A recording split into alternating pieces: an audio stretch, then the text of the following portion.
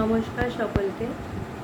আজকের আধ্যাত্মিক আলোচনায় আপনাদের সবাইকে আমি স্বাগত জানাই, যারা আমার সাথে ফেসবুক এবং গুগল মিটে আছেন। আশা করি সবাই ভালো আছেন, সুস্থ আছেন। আমরা গত দিনের বিবেক চূড়ামণিতে যে আলোচনা করছিলাম, তারপরে থেকে অনুভূতির ওপরে আমরা আলোচনা করছিলাম, তো তারপরের থেকেই আমরা কন্টিনিউ করব। তো একটা আমাদের জীবনে আমরা একটা অবস্থা আসে, যখন যে যাই বলুক না কেন, যাই ঘটুক না কেন আমাদের জীবনে, আমরা সমস্ত অবস্থার মধ্যে দিয়ে নিজেকে সেই কথা বা সেই ঘটনা সেগুলোর থেকে নিজেকে সরিয়ে রাখতে পারি। আমার ভেতরে যে কোনো কথা বা কোনো ঘটনা কোনোটাই যেন দাগ না কাটে। এই যে আমরা দিনের পর দিন আমরা চর্চা করছি, এই চর্চার মূল কিন্তু এটাই হচ্ছে যে আমরা আধ্যাত্মিক জগতে মানে সংসারের মধ্যে থেকেও আমাদের ভেতরে যেরকম অবস্থায় থাকুক না কেন, আমরা সেখানে যেন শান্ত থাকি, আমরা সমস্ত অবস্থার মধ্যে দিয়ে যেন ঈশ্বর চিন্তা করতে পারি। তাই আমাদের এই চর্চা এবং আমাদের আস্তে আস্তে যাতে অগ্রগতি হয়, মনের পরিবর্তন হয়, সেই জন্যেই আমরা প্রতিদিন এই অভ্যাস এটা দরকার। তো আমরা যে অনুভূতি নিয়ে আলোচনা করছিলাম, সেই অনুভূতির কথায় বলা যাচ্ছে যে এই একটা খুব সুন্দর কথা আছে বিবেক চূড়ামণিতে, সেই কথাটাই দিয়ে আজকে আমরা শুরু করব। সেটা হচ্ছে যে অখণ্ড আনন্দরূপ অমৃত পূর্ণ ব্রহ্মসাগরে ত্যাজ্যই বা কি, রাজ্যই বা কি। আমরা যেটা বলে থাকি যে আমি ত্যাগ করলাম বা আমি গ্রহণ করলাম, এই যে নির্লিপ্ত শব্দটার অর্থ যে হচ্ছে যে আমি কি ত্যাগ করব বা গ্রহণই বা কী করব। যখন আমরা কোনো কথা শুনি বা আমাদের সাথে কোনো ঘটনা ঘটে, তখন সাধারণত সেটা আমার অন্তরে সেটার ছাপ ফেলে, সেটার প্রভাব ফেলে। এবং আমি কিছুতেই, আমরা মানুষকে সাথে সাথেই বলি যে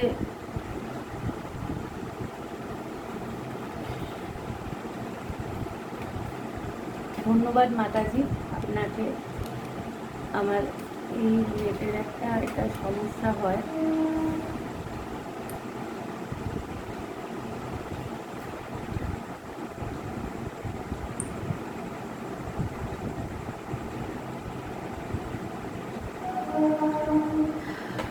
আশা করি এখন শোনা যাচ্ছে।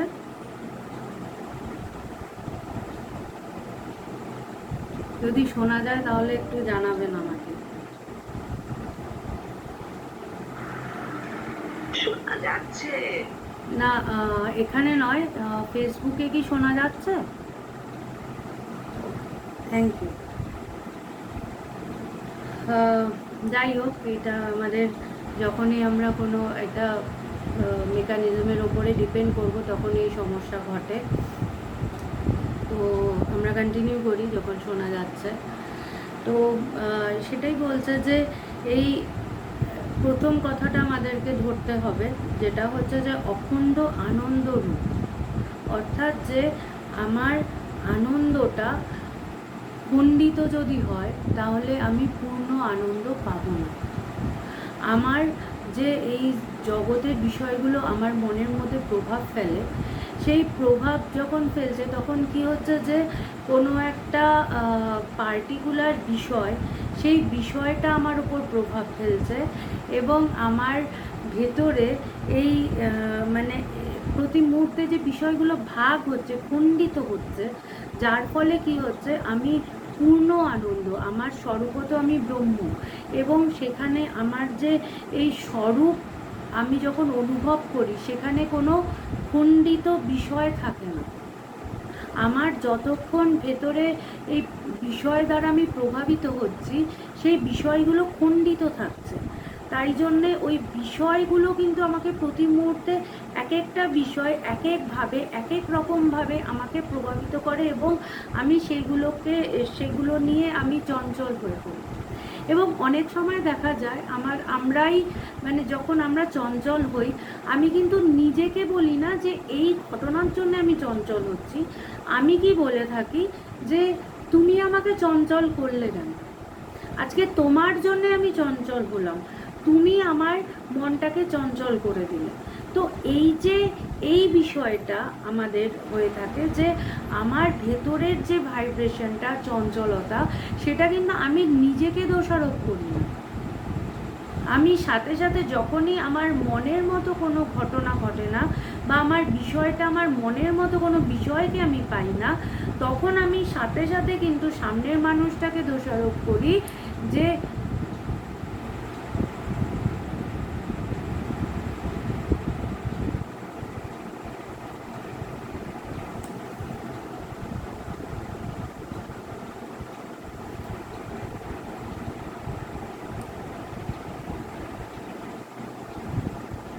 আমি সাথে সাথে কিন্তু অন্য মানুষটাকে আমি দোষারোপ করি যে আমার ভেতরে যে এই বিষয়গুলো আসছে, এগুলো তোমার জন্যে আসছে, তুমি আমার মনটাকে চঞ্চল করে দিচ্ছ, তুমি আমার মনটাকে এভাবে বিক্ষিপ্ত করে দিচ্ছ, তোমার জন্যে আমি ভীষণভাবে চঞ্চল হয়ে গেলাম। তো অটোমেটিক্যালি কি হচ্ছে, এই যে আমার মনটা অন্য বিষয়গুলোকে ধরছে, অন্য বিষয় দ্বারা প্রভাবিত হচ্ছে, তার মানে কি আমি যে স্বরূপত আমি পূর্ণ, সেই পূর্ণতা থেকে আমি নিজেকে সরিয়ে আনছি, এবং আমি কিন্তু নিজেকে এই খণ্ডিত বস্তুগুলো দ্বারা আমি প্রভাবিত হচ্ছি, এবং আমি তার দ্বারা কিন্তু কখনো ভালো থাকছি, কখনো খারাপ থাকছি।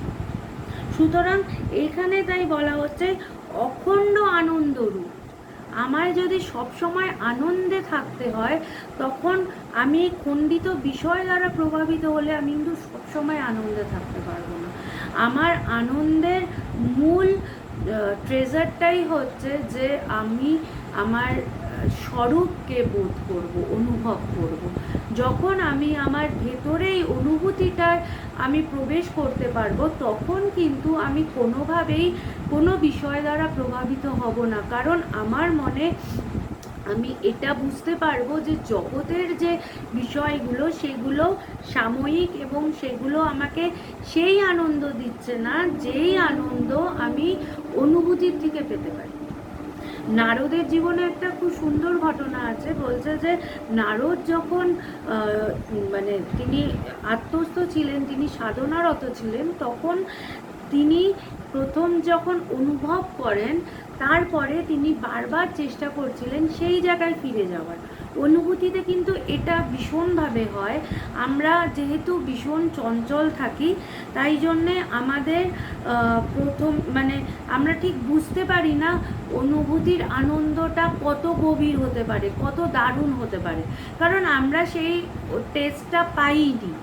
তাই জন্যে আমরা ভাবি জগতে বিষয়গুলো যা আনন্দ দিচ্ছে, এই পরমানন্দ, সেই পরম তৃপ্তি সেই একই, হয়তো বিশেষ কিছু ব্যাপার নয়, তাই আমরা প্রথমে বুঝি না।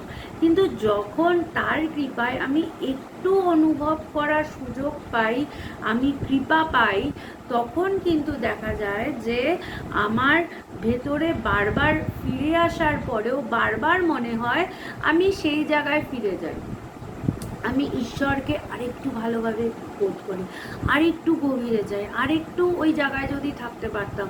তাই আমার মন কিন্তু বারবার চায় আমি সেই অনুভূতির রাজ্যে ফিরে যাই। কেন? যখনই হাজার হাজার এই খণ্ডিত বিষয়ের মধ্যে আমার মন থাকে, অটোমেটিক্যালি সেই মন কিন্তু বিক্ষিপ্ত হবেই হবে। কারণ কখনো একটা বিষয় আমাকে একদিকে নিয়ে যাচ্ছে, কখনো আর একটা বিষয় আমাকে আর একদিকে নিয়ে যাচ্ছে। প্রতি মুহূর্তে আমার মনটা টানাপোড়েনের মধ্যে চলছে, আমার মন একগ্র কিছুতেই হতে পারছে না। কেন? অনেকগুলো বিষয় আছে। তো সেই ক্ষেত্রে কিন্তু বলছে যে আমাদের এই জায়গাটা আমায় খেয়াল করতে হবে যে আমার মন বারবার অন্তর্মুখী হওয়ার চেষ্টা করে, সেখানে নারদের জীবনে বলছে তিনি কিন্তু এরকম যখন মানে এই অনুভূতির রাজ্যে প্রবেশ করলেন, তখন তারপরে তিনি আবার যখন চেষ্টা করে সেই জায়গায় ফিরে যাওয়ার চেষ্টা করছেন, তখন নারায়ণ বলছেন যে আমি তোমাকে কৃপা করে এই ঝলক এটা আমি বুঝিয়েছি, তোমাকে সেই জায়গায় আবার যেতে গেলে তোমাকে আরও গভীরভাবে সাধনা করতে হবে এবং তোমাকে আমি এই শরীর থেকে মুক্ত করে দিচ্ছি, তুমি এই জায়গায় আরও গভীর জায়গায় তুমি পৌঁছাও। তো প্রথম কথাই হচ্ছে যে এই যে অনুভূতি, এটা কিন্তু গুরু কৃপা করে আমাদেরকে বোঝান, তার অহেতুক কৃপা, শুধু কৃপা নয়, তার অহেতুক কৃপায় তিনি আমাদেরকে সেই জায়গায় নিয়ে যান। এবং সেখানে বলছে যে কি অমৃতপূর্ণ ব্রহ্মসাগরে, মানে সেই যে অবস্থা যেটা আমি অনুভব করি যে অখণ্ড অবস্থা, সেখানে বলছে অমৃতপূর্ণ, মানে সেখানে কোনো দুঃখ বা সুখ কোনো কিছুরই ব্যাপার নেই, সেখানে এক আছে আনন্দ, পরমানন্দ। এবং কি বলছে যে সেই ব্রহ্মসাগরে ত্যাজ্যই বা কি গ্রাহ্যই বা, মানে আমি কি ত্যাগ করব? আমার কাছে যতক্ষণ বিষয় আছে ততক্ষণ আমার মনে হয় আমাকে এই বস্তুটা ত্যাগ করতে হবে, আমাকে এই ড্রেসটা ত্যাগ করতে হবে, বা আমাকে এই চিন্তাটা ত্যাগ করতে হবে, আমাকে অন্য কোনো কিছু ত্যাগ করতে হবে। আমার যতক্ষণ দ্বিতীয় কোনো বিষয় আছে ততক্ষণ সেই ত্যাগ করার ব্যাপার থাকে। বা আমাকে কেউ কোনো কথা বলছে বা কোনো ঘটনা হচ্ছে আমাকে নিয়ে, তখন আমি সেটাকে গ্রহণ করব কি করব না সেটা আমার উপরেই নির্ভর করে। কেন? আমার মন যদি দেহের সাথে যুক্ত থাকে, ইন্দ্রিয়ের সাথে যুক্ত থাকে, আমি চাই বা না চাই আমার ভেতরে সেটা প্রভাব ফেলেই ফেলে।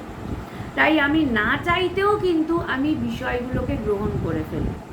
ধরো তুমি বলছো যে না আমি চাই না কিছু গ্রহণ করতে, আমি জগতের বিষয়গুলো গ্রহণ করতে চাই না, তুমি একবার হয়তো ঈশ্বরের এই সেই পরমানন্দ তুমি অনুভব করেছো, কিন্তু এই অনুভব করার পরে তোমার মধ্যে আছে যে না আমি এত দারুণ একটা অবস্থাকে আমি অনুভব করেছি, আমি আর জগতের বিষয়গুলোকে আমি অনুভব করতে চাই না, আমি তার মধ্যে যেতে চাই না।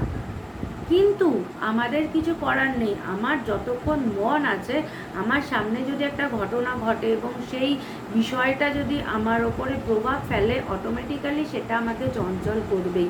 আমি না চাইতেও আমার কিছু করার নেই, যেহেতু আমার মন দেহের সাথে যুক্ত, ইন্দ্রিয়ের সাথে যুক্ত, আমি কিন্তু না চাইতেও সেই বিষয় দ্বারা আমি চঞ্চল হয়ে যাব।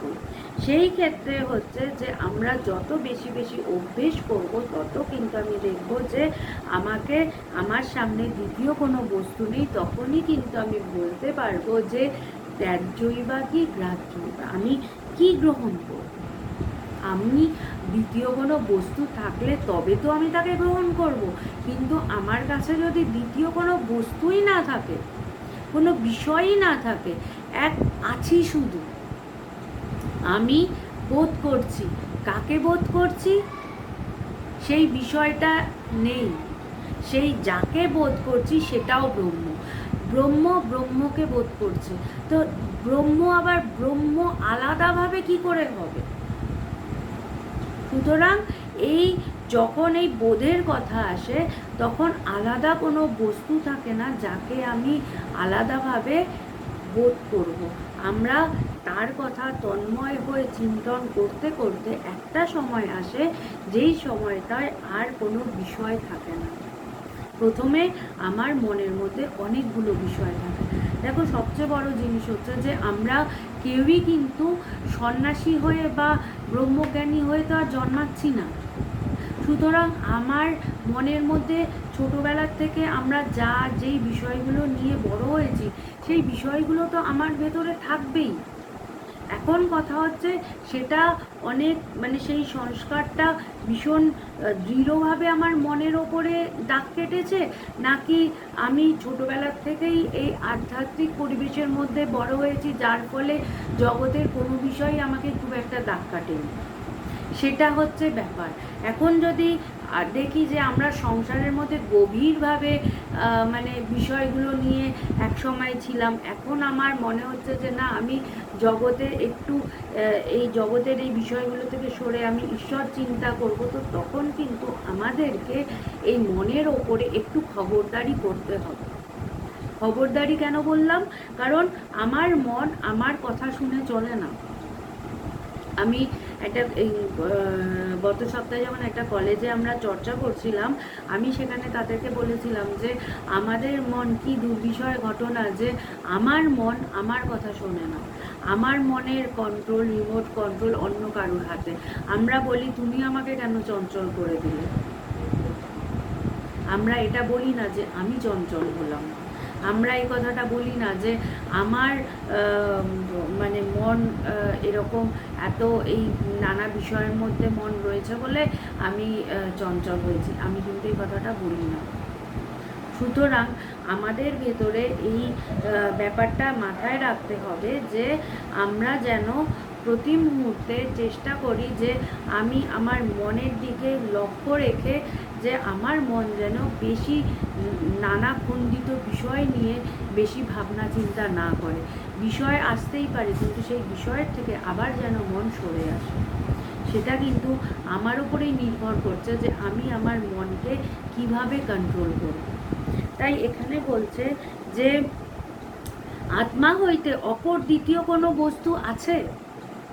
সুন্দর প্রশ্ন, যে কথাটা আমরা বলছিলাম যে আমি যখন তার কথা, আমি যখন তা ঈশ্বর, ধরো আমি ভগবানের কথাই ভাবছি, তো আমার কাছে আমি এবং ভগবান, আমি ভগবানের কথা ভাবছি। সুতরাং ভগবানের কথা আমি যখন ভাবছি তখন আমার কাছে ভগবানের একটা আলাদা আকৃতি, তার কথা, আমি এগুলো ভাবছি। কিন্তু কি হচ্ছে, তফাৎটা কি হচ্ছে, জগতের বিষয় চিন্তন এবং ঈশ্বর চিন্তন, এই দুটোর মধ্যে তফাৎ কি আছে?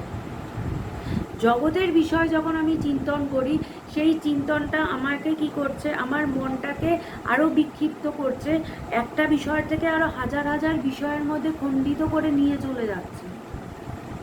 আমি ভালো করে যদি মনের দিকে লক্ষ্য করি, দেখব সে আমার কথা শুনছিল, এই শুনতে শুনতে একটা কোনো শব্দকে ধরে সেই শব্দ থেকে অনেকগুলো শব্দে চলে গেল, অন্য তার ভাবনাটা অন্য জায়গায় চলে গেল। সেটা কিন্তু একটা সমস্যা। এই জন্য বলছে যে বিষয় চিন্তা আমরা যখন করতে থাকি তখন কিন্তু আমার মন মানে হাজার হাজার বিষয়, একটা বিষয় থেকে শুরু হয়, একজনের কথা ভাবি, সেই থেকে আমার মন বিভক্ত হয়ে হাজার হাজার বিষয়ের মধ্যে ছড়িয়ে পড়ে। কিন্তু যখন আমি সেই বিষয়টা ঈশ্বর চিন্তা হয়, ঈশ্বর চিন্তা কি করে, ঈশ্বরের যে শক্তি সেটা এতটাই প্রবল, বিষয় শক্তির শক্তি এতটা প্রবল নয়। লড়াইটা হচ্ছে আমি আমার মনকে কিভাবে কন্ট্রোল করব। বিষয়ের শক্তি, তার শক্তির যে মানে ক্যাপাসিটি বলতে পারো, যে স্ট্রেংথ, সেই স্ট্রেংথটা অনেকটাই লো। তার থেকে ঈশ্বর চিন্তার শক্তি অনেক হাই। তো বলছে যে সে আমি যখন ঈশ্বর চিন্তা নিয়ে করতে থাকবো, হতে পারে প্রথম শুরুতে আমি এবং ঈশ্বর দুই আছে, আমি তার কথা ভাবছি, আমি ভাবছি, তো আমিও আছি, ঈশ্বরও আছে, এই দুই রয়েছে। কিন্তু যেহেতু তিনি শান্ত, তিনি আমার, তার কথা ভাবলে আমি চঞ্চল হচ্ছি না, আরও খণ্ডিত বিষয় আসছে না, তার ফলে কি হচ্ছে, তার চিন্তন করতে করতে আমি আর ঈশ্বর যেই দুই হয়ে আছি, এটাও কোন ফাঁকে যেন মিলেমিশে এক হয়ে যায়। কোন ফাঁকে তার কথা ভাবতে ভাবতে এক ঈশ্বরই থাকে, আমি গায়েব হয়ে যাই, আমি, আমার মৃত্যু ঘটে। বলছে আমি মরলে ঘুচবে জঞ্জাল, আমার মৃত্যু ঘটে, তার মানে আমিটা হচ্ছে জঞ্জাল। এবং যেমনভাবে আমরা বাড়ির জঞ্জাল পরিষ্কার করি, তেমনভাবে কিন্তু আমাদের এই মনের জঞ্জাল পরিষ্কার করার দরকার আছে। তাই এই চর্চা প্রতিনিয়ত আমাদের, একবার নয় দুবার নয়, প্রতিনিয়তই চর্চার মধ্যে নিজের মনকে রাখা ভীষণভাবে জরুরি, যে আমি যেন এই চর্চার মধ্যে নিজেকে রাখি এবং আমার মনের ভেতরটা যেন পরিষ্কার হয়। নিজেই পরীক্ষা করে দেখবে যে তুমি চঞ্চল মন নিয়ে বসলে, তুমি তার কথা ভাবছো, ভাবতে ভাবতে কোন সময় দেখবে তোমার মনটার মধ্যে একটা তৃপ্তি অনুভূতি হচ্ছে, তার কথা ভাবতে ভাবতে বেশ ভালো লাগছে, তার কথা ভাবতে ভাবতে বেশ আনন্দ লাগছে, একটা আনন্দ পাচ্ছ, যেই আনন্দটা কোনো বিষয়ের সাথে যুক্ত নয়। এবং সেটা থাকুক না থাকুক, সেই বিষয়টায় আমার মনে হবে না যে আমার এই আনন্দটা আমার থেকে কেড়ে নিতে পারবে। কেন? ঈশ্বর আমার সাথে প্রতিনিয়ত আমার ভিতরেই আছে। পৃথিবীর কেউ ঈশ্বরকে আমার থেকে কেড়ে নিতে পারবে না। জগতের মানুষ জগতের বিষয়গুলো, খণ্ডিত বিষয়গুলোকে আমার থেকে সরিয়ে নিতে পারবে। তাই আমি যতক্ষণ আমার মন দ্বারা কোনো বিষয়কে গ্রহণ করছি, তাকে ত্যাগ করতে হবে। যতক্ষণ গ্রহণ আছে ততক্ষণ ত্যাগ আছে। আমি যতক্ষণ বিষয়গুলোকে গ্রহণ করতে থাকব, আমার মধ্যে একের পর এক বিষয় আসতে থাকবে, ততক্ষণ জানতে হবে এই বিষয়গুলো কোনো না কোনো একটা সময় আমাকে ত্যাগও করতে হবে। কিন্তু যখন আমি মনের থেকে জানবে, ত্যাগ কখনো বাইরে থেকে করে কোনো লাভ হয় না, কারণ ওটা সাময়িক ত্যাগ হয়। আমি ত্যাগ করলাম বটে, কিন্তু সেই ত্যাগটা আমার কাছে বেশিক্ষণ থাকবে না, ওটা টেকে না। ওই ত্যাগ আমরা করি বটে, কিন্তু আবার যখন, যেহেতু চঞ্চল মন, যেহেতু এটা মানে পার্মানেন্ট আমার ভিতরে সেই স্থায়িত্ব পাইনি, সেই অনুভূতির জগৎ থেকে ত্যাগ আসেনি, তাই জন্যে আমি যেমনভাবে বস্তুগুলোকে গ্রহণ করেছি, কারুর কথা শুনে বা ফোর্সফুলি আমি হয়তো ত্যাগ করলাম, কিন্তু আবার মনে আসবে আচ্ছা ঠিক আছে। আমরা যেমন, যখন আমি কাউকে বলি যে আমি মিষ্টি খাই না, মানুষ বলে যে একটা মিষ্টি খান না, একটা খেলে কি হবে। তো সাধারণত আমরা এরকম বলে থাকি যে একবার করলে কি হবে, একদিন করি না, একদিন করলে কি হবে। আমরা এই কথাগুলো ভীষণভাবে বলে থাকি যে ঠিক আছে, ছেড়ে তো দিয়েইছি, একবার একটু করি না, একটু করলে কি হবে। কিন্তু ওই একবার, ওই একটু, এগুলো করতে থাকলে আমার ভিতরে কিন্তু ওই অভ্যেসটা রয়ে যাবে, আমি কিন্তু ওটাকে ছাড়তে পারবো না। কেন? ভেতরে যদি থেকে যায়, তাহলে কিন্তু আমার ভেতরে আমি হাজার চেষ্টা করি না কেন, আমি মন থেকে সেটাকে সরাতে পারবো। তাই বলছে যে আমি যখন ঈশ্বরের সাথে, আমি যখন তার সাথে বিলীন হয়ে গেছি, সেখানে কিন্তু আর কোনো বস্তু আমার ভিতরে নেই, দ্বিতীয় কোনো বস্তু নেই। তাই আমি গ্রহণই বা কী করবো, আর যদি আমি গ্রহণই না করি তাহলে ত্যাগই বা কী করবো। আমার ভিতরে তো অন্য কোনো বস্তুই নেই। যতক্ষণ অন্য কোনো বিষয় আছে ততক্ষণ আমার ভিতরে এই ক্রিয়া চলতেই থাকবে। এটা একটা কন্টিনিউয়াস প্রসেস। আমি হাজার চেষ্টা করি না কেন, আমার ভেতরে বিষয় আসবে, আবার সরে গেলে আমার কষ্টও হবে যে আমি এই বিষয়টাকে এত প্রাণে ধরে রেখে দিয়েছিলাম, কিন্তু এই বিষয়টা আমার থেকে সরে গেল, এটাকে আমাকে ছেড়ে দিতে হলো। মনের থেকে তো আমি কিছু ছাড়তে পারি না। যখন মানে পরিস্থিতি চাপে পড়ে কোনো বিষয় আমার থেকে সরে যায় বা কোনো ব্যক্তি আমার থেকে সরে যায়, আমরা সেগুলোকে মেনে নিতে পারি না। কেন? কারণ আমার কষ্ট হয়, আমি ওটা মনে ধরে রেখেছিলাম। যার জন্যে বলছে, তুমি যদি মনে কিছু ধরে রেখে দাও, তখন কিন্তু তোমার সেই জায়গাটার থেকে বেরিয়ে আসা বা সেই বস্তুটা তোমায় যদি ত্যাগ করে চলে যায়, তোমার ভেতরে কিন্তু ভীষণ যন্ত্রণা। তাই জন্যে বলছে, আর যাই করো, কোনো বস্তু, কোনো বিষয়কে, যা খণ্ডিত বিষয়, খণ্ডিত বারবার কেন বলছি, কারণ যে বিষয়গুলো রয়েছে সে পূর্ণ নয়। যতক্ষণ কোনো বিষয়ের একটা শেপ আছে, সে পূর্ণ থেকে সে মানে খণ্ডিত হয়ে নিজেকে আলাদা করে একটা বিশেষ রূপে প্রতিষ্ঠা করার চেষ্টা করেছে। একটা গ্লাস, একটা বোতল, একটা ফটো, একটা যে কোনো, তুমি তোমার সারাউন্ডিংস ভালো করে তাকিয়ে দেখো, তোমার আশেপাশে যেই বস্তুই আছে না কেন, সেই বস্তু বিশেষ করে নিজের একটা রূপকে ধরে রাখার চেষ্টা করছে, নিজের আইডেন্টিটিকে ধরে রাখার চেষ্টা করছে। তো যে নিজেকে ধরে রাখার চেষ্টা করছে তাকে আমি মানে তাকে আমি নিজের ভেতরে রাখলে সেটাকে নিজের থেকে সরাতেও কষ্ট হবে। কেন? আমি মনে তাকে ধরে রেখেছি, ওই আকারটাকে আমি মনে ধরে রেখেছি। যতক্ষণ আমি আকারটাকে মনে ধরে রেখে দেবো ততক্ষণই কিন্তু সমস্যা। কেন? আমি এই আকার থেকে বেরোতে পারছি না। তাই বলছে কোনো কিছুকে তুমি মনে ধরে রেখো না, আসুক যাক, কিন্তু আমি যতক্ষণ ওটা ধরে রাখবো ততক্ষণ যখন যাবে তখন কিন্তু আমার শান্তি, আমার আনন্দ সমস্ত কিছু নিয়ে চলে যাবে। তাই জন্যে জেনে রাখো যে যাকেই আমি মনে ধরে রাখছি সে কোনো না কোনো সময় আমাকে ত্যাগ করবেই, আমি চাই আর না চাই।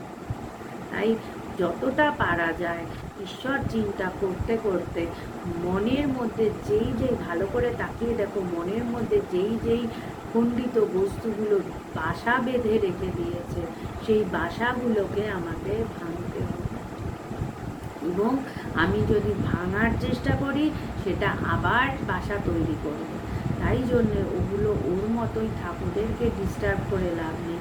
আমি ঈশ্বর চিন্তায় মন দিই, আমি তাকে নিয়ে আরও বেশি করে থাকার চেষ্টা করি, আমি তার গুণগানে আমি মেতে থাকি। তাহলে বলছে ঈশ্বরের নাম গুণগান এত শক্তিশালী, তার নামে এত শক্তি আছে যে তুমি তার নাম গুণগান করলে তোমার ভিতরে যেই বিষয়গুলো বাসা বেঁধে আছে সে নিজের থেকেই চলে যাবে। তোমাকে কোনো প্রচেষ্টা করতে হবে না, তোমাকে কোনো কঠিন কোনো ত্যাগ করার প্রয়োজন হবে না। আমরা করিনি। সত্য জানবে আমরা এই যে ড্রেসটা পরে আছি, আমরা এই ড্রেসটা পরার জন্যে আমরা কিছু ত্যাগ করিনি, ভগবান করিয়ে নিয়েছে। ভগবান আমাদের তার চিন্তন মনন করতে সাহায্য করেছে। আমার মনের মধ্যে যাতে ভগবত চিন্তন অরহ হয়, সারাক্ষণ এটা থাকে, তাই তিনি আমাকে সাহায্য করেন। শুধুমাত্র কি ভেতরেই প্রার্থনা যে প্রভু আমার ভেতরে তুমি সবসময় থাকো। তাই এখানে বলছেন যে আত্মা হইতে পৃথক বিজাতীয় কি বা আছে। বলছে আত্মা থেকে আলাদা পৃথক বিজাতীয়, অর্থাৎ বিজাতীয় শব্দটার মানে কি? বলছে যে এক জাতীয় সব কিছু এক আত্মায়, তার কোনো আলাদা জাত নেই, আর তার আলাদা কোনো বিভেদ সৃষ্টি কোথাও কিছু করার নেই, কোথাও তুমি কিছুকে আলাদা করতে পারবে না। কিন্তু বলছে যে যখনই আমার মনে ওই খণ্ডিত বিষয়গুলো আসছে ওগুলো বিজাতীয়, অর্থাৎ ব্রহ্ম ছাড়া আমি যখনই কোনো রূপকে মনে ধরাচ্ছি সেটাই বিজাতীয়, সেটাই আমার মন বিক্ষিপ্ত হচ্ছে। আমি আমার স্বরূপে নেই, আমার মন বিক্ষিপ্ত হয়ে অন্য রূপগুলোকে আমার মনে স্থান দিচ্ছে। কোথায় আমার মনের মধ্যে শুধু আমার প্রভু থাকবে, আমার গুরু থাকবে, আমার ইষ্ট থাকবে তা না, আমি কোথা থেকে আমার মনের মধ্যে হাজার হাজার বিষয়গুলোকে ধরে রেখে আমার প্রভুর স্থানকে অকুপাই করে রেখে দিচ্ছি। ভেবে দেখো, কল্পনা করো তোমার ঘরের মধ্যে, তোমার মন্দিরে তুমি যে আসন করে রেখেছো সেখানে যদি ভেবে দেখো যে একবার এরকম ঘটনা হয়েছিল, আমার ছোটোবেলায় মনে আছে। একবার আমি এরকম, আমরা কেউ ছিলাম না, তো ঘরে হঠাৎ যখন ফিরে এসেছি, এসে দেখছি যে ঠাকুরের আসনে একটা বিড়াল এসে, কোথা থেকে বিড়ালের বাচ্চা এসে ওখানে বসে আছে। আমরা সাথে সাথে কী করলাম, সেটাকে তাড়াতাড়ি করে তাড়ালাম, তারপরে ব্যবস্থা করলাম যাতে ওখানে আর কিছু ঢুকতে না পারে।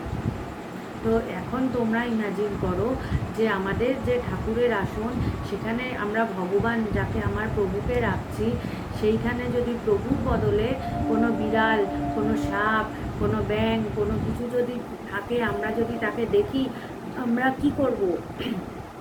তাকে কি যত্নের সাথে আরও ওখানে বসিয়ে রেখে দেবো, নাকি আমি তাকে তাড়াবো? ভালো করে কথাটা ভাববে। ভেতরে হঠাৎ করে এলো বলতে বলতে। আমরা কিন্তু তাই এদেরকে আমি বসিয়ে যত্ন করে রেখে দেবো না, যতই আমার প্রিয় হোক না কেন, যতই আমার পোষ্য হোক না কেন, যতই আমার ঘরের হোক না কেন, আমি কিন্তু তাকে সরাবো কেন? সেখানে আমার প্রভু রয়েছে। তো আমার মনের মধ্যে, আমাদের ঘরে ঠাকুরের আসনে যদি আমি তাকে জায়গা না দেই, তাহলে আমার মনের মধ্যে, যেটা আমার প্রভুর জায়গা, আমার মনের মণিকোঠা, আমার আসন, সেই আসনে যাকে আমি স্থান দিয়েছি, যিনি স্থান দেইনি, ভুল বললাম, স্থান নয়, যিনি সদা সর্বদা আমার ভিতরে আছেন, তিনি বিরাজিত, কিন্তু সেইখানে আমরা কত বড় অপরাধ করছি। তার জায়গায় আমি তাকে সব যত জঞ্জাল বলা যেতে পারে, এই বিষয়গুলোকে আমি ভরে ভরে ভরে ভরে তাকে ঢেকে রেখেছি। আমি যার জন্য তাকে দেখতে পাচ্ছি না, তাকে অনুভব করতে পারছি না। কেন? আমার ভেতরে বিষয় জঞ্জালগুলো পরিপূর্ণ হয়ে আছে। তাহলে আমি ইমাজিন করে দেখো যে আমি যদি আমার মন্দিরে তাদেরকে স্থান না দিয়ে থাকি, তাহলে আমি আমার মনের মণিকোঠায় তাকে জায়গা দিয়ে কত বড় ভুল করছি সেখানে। এবং সেটা আমি জেনে বুঝে নয়, আমার অনিচ্ছাকৃতভাবেই আমার মনের মধ্যে গাদা গাদা বিষয় এসেই যায়। তো সেইখানে বারবার আমার মনের ওপরে জোর আমাকেই খাটাতে হবে, বারবার বারবার ঘুরতে ফিরতে, এদিক ওদিক যেতে, ঘুরতে ফিরতে প্র্যাকটিস করতে হবে, বারবার মনের দিকে তাকাতে হবে। দেখি তো আমার মনের মধ্যে কে আছে, আমি কি ভগবানকে নিয়ে ভাবছি না অন্য কিছু ভাবছি, আমি কি ঈশ্বর চিন্তা করছি না অন্য কিছু করছি। বারবার বারবার যখন আমি এরকম তার দিকে তাকাতে থাকবো, তার দিকে আমি লক্ষ্য রাখবো, তখন কিন্তু দেখবো যে এক সময় অন্য চিন্তাগুলো সরে গেছে। লক্ষ্যটা তো আমাকেই রাখতে হবে। আমাদের সমস্যা হচ্ছে আমরা আমার মনকে খোলা ছেড়ে দিয়েছি, যেহেতু সে সারার দিকে ঘুরে বেড়াচ্ছে, নানা জায়গায় এদিক যাচ্ছে, এখানে খাচ্ছে তো ওখানে যাচ্ছে, ওখানে খাচ্ছে তো ওখানে যাচ্ছে, সে নানা জায়গায় ঘুরে বেড়াচ্ছে। নিজের মনকে নিজের কন্ট্রোলে আনতে গেলে নিজের মনের দিকে তাকানো ভীষণ জরুরি। তাই এখানে বলছে যে আমি ব্রহ্মানন্দ অনুভবকালে কিছু দেখিতেছি না। যে আমি যখন অনুভব করি, যখন দ্বিতীয়ই কেউ নেই, আমি কাকে দেখব? যতক্ষণ আমি আর তুমি আছি ততক্ষণ আমি তোমাকে দেখছি। যখন আমি আমার ভেতরে তাকেই শুধু এক অনুভব করছি, আমি ব্রহ্ম, তখন আর একজন কোথায়? ওই রূপটা তো আমার ভেতরে প্রভাব ফেলতে পারছে না। কেন? ওই রূপের আড়ালে যে তিনি আছে, আমি তো ওখানেও তাকে দেখছি, ওই রূপটাকে দেখছি না। ওই রূপটা আমার ভেতরে ততক্ষণ প্রভাব ফেলবে যতক্ষণ আমি ওই ওই আমার মনের মধ্যে ওই আকার গেঁথে আছে, আমার মনের মধ্যে আকারিত হয়ে আছে, ততক্ষণ আমি সামনের মানুষটাকেও আকারিত দেখব। যেই মুহূর্তে আমার ভেতর থেকে সমস্ত আকার নির্মূল হয়ে গেছে, সমস্ত চিন্তাভাবনাগুলো সরে গেছে, যখন আমি নিজে ভেতরে আমি এক ব্রহ্ম, আমি সেই অনুভব করছি, আমার সামনে যতই হাজার হাজার বিষয় আসুক না কেন, ওই বিষয়গুলোর মধ্যেও কিন্তু আমি সেই আকারটাকে দেখবো না, আমি তার সাথেও মিলেমিশে এক হয়ে যাব। আমার চারিপাশে যে খণ্ডিত আকারিত বিষয়গুলো, সেই আকারের ঊর্ধ্বে আমি দেখবো, আরে এও তো ব্রহ্ম, এক ব্রহ্মই আছে, ব্রহ্ম ব্যতীত অন্য কোনো কিছু আমার ভিতরে তখন আসবেই না। কেন? আমার মনে নেই, আমি মনে আর কাউকে ধরে রাখি, আমার মনে তিনি আছে, তাই বাইরেও সমস্ত কিছু এক তাকেই দেখি। তাই বলছে আমি কিছু দেখিতেছি না। কখন এই ঘটনাটা হবে, এই অবস্থা হবে? বলছে যখন ব্রহ্মানন্দ অনুভবকালে, যখন আমি অনুভব করছি আমি সেই ব্রহ্ম, তখনই কিন্তু আমি দেখব সামনেও আমার চারিপাশে সমস্ত কিছু এক ব্রহ্ম। ওই অবস্থাতে আমি দেখি। তাই বলছে যে ওই অবস্থায় আমি কিছু দেখিতেছি না, আমি কিছু শুনিতেছি না, আমি কিছু জানিতেছি না। কাকে জানবো, কাকে শুনবো? দ্বিতীয় কেউ থাকলে তবে তো শুনবো। দ্বিতীয় যদি কেউ না থাকে, তাহলে আমি কাকে শুনবো, কাকে দেখবো, কাকে জানবো? কে কাকে জানবে? যে জানছিল সেও তো ডাইলুট হয়ে গেছে। আমি ছিলাম বলে আমি আরেকজনকে জানছিলাম, আমি যদি না থাকি তাহলে আমি আরেকজন কাকে জানবো? আমি ঈশ্বরকে জানতে জানতে ঈশ্বরের মধ্যে বিলীন হয়ে গেছি, এক ঈশ্বরই আছে। তখন আমিও নেই, যাকে জানছিলাম সেও নেই। বলছে ত্রিপুটি নাশ হলেই জ্ঞান হয়। ত্রিপুটি অর্থাৎ বলছে আমি জ্ঞাতা, আমি যাকে জানছি, জ্ঞেয়, যার মাধ্যমে জানছি সেই জ্ঞান, এই জ্ঞাতা। আমি যতক্ষণ আমার কাছে বিষয় আছে, জগৎ আছে, ততক্ষণ আমি মনে হচ্ছে যেন 3 ভাগে বিভক্ত হয়ে আছি। তাই বলছে সমস্ত কিছুকে ত্রিপুটি 3 ভাগে বিভক্ত হয়ে থাকে, যে আমি আমার জ্ঞানের দ্বারা জানতে পারছি জ্ঞেয় বস্তুকে। কিন্তু যখন আমি নেই, আমি যখন তার সাথে মিলেমিশে এক হয়ে গেছি, তখন আর জ্ঞেয় বস্তুই বা কোথা থেকে থাকবে? আমি ছিলাম তাই জ্ঞেয় বস্তু ছিল। আমি যদি না থাকি, আমার থেকেই তো সব কিছুর উৎপত্তি। আমি যদি তার সাথে বিলীন হয়ে যাই, তাহলে আমি সেখানে আর কাকে দেখব, কাকে শুনব, কাকে জানব? তাই বলছে যে সকল বেদরহিত আমি স্বস্বরূপে সদানন্দ রূপে অবস্থিত রহিয়াছে। কি সুন্দর কথা বলছে, সকল ভেদরহিত আমি, এই আমিটা যার মধ্যে হাজার হাজার ভেদ ছিল, সেই ভেদ কি হয়েছে? ভেদ রহিত হয়ে স্বস্বরূপে, আমার স্বরূপে আমি সদানন্দে, সদানন্দ। আমাদের এখন আনন্দগুলো ক্ষণিকের আনন্দ, বলবো ক্ষণিক আনন্দ। বলছে যে আমি যখন স্বস্বরূপে বিরাজ করি, তখন সদানন্দে, আমার আনন্দের কোনো বিচ্ছেদ হয় না, কোনো ভেদ হয় না।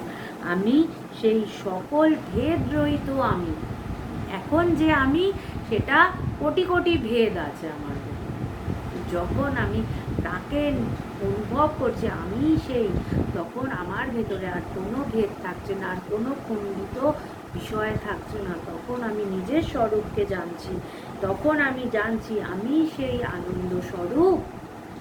তখন আমার ভেতরে সেই সদানন্দ অবস্থা, আমি বলছি আমি অবস্থিত, আমি সেই জায়গায় অবস্থিত। তখন আর আমার থেকে, আমি আর কারুর থেকে আলাদা নই, আর আলাদা নই, আর কেউ নেই আর কার থেকে আমি আলাদা হব। কোনো আর একটা বিষয় থাকলে তবে তো আমি তার থেকে আলাদা হব, তবে তো আমার বিচ্ছেদ হবে। এই জন্যে রাধাকৃষ্ণের ইয়েতে বলেছিল, ভাব যে বলছে যে রাধা কৃষ্ণ কখনো অভেদ ছিলই না, তাই রাধা কৃষ্ণের থেকে কোনোদিনও সে নিজেকে আলাদা অনুভবই করেনি। তিনি সবসময় নিজের মধ্যে এক কৃষ্ণকেই অনুভব করেছে। তাই জন্য বলা হয় যে রাধা কৃষ্ণ অভেদ। শরীরটা, দুটো শরীর আছে, কিন্তু তিনি সবসময় যুক্ত হয়ে আছেন। যুক্ত বলা হবে, ভুল হবে। যুক্ত তখনই বলা হয় যখন দুই থাকে, তখন একজন আরেকজনের সাথে যুক্ত হয়ে আছে। কিন্তু সেখানেও দেখো, এই যে আমি দুটো হাতকে যে যুক্ত করলাম, এখানেও কিন্তু একটা মার্ক থাকছে, একটা কিন্তু আলাদা, মানে দুটো আলাদা যে অস্তিত্ব সেটা বোঝা যাচ্ছে। কিন্তু যখন আমি সেই, আমি ভগবানের সাথে যুক্ত হচ্ছি না। আমি যদি ভগবানের সাথে যুক্ত হই, আলাদা হই, তাহলে বিযুক্তও হতে হবে, তাহলে আমাকে তার থেকে সরেও যেতে হবে। কেন? আমি যুক্ত হয়েছি, আলাদা হই। যখন আমি সেই অনুভব করছি, তখন আর সেখানে বিযুক্ত হওয়া, বিচ্ছেদের কোনো কথা আসে না, কোনো বিষয় থাকে না। কেন?